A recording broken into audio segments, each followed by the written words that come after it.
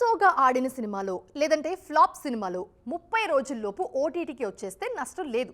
ఎందుకంటే early window ఇస్తే కనీసం నిర్మాతలకు 4 డబ్బులైనా వస్తాయి.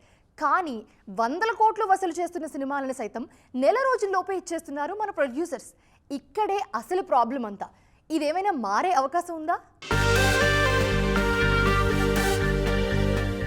సూర్య హీరోగా వచ్చిన కరుపు సినిమా 300 కోట్ల క్లబ్లో చేరింది.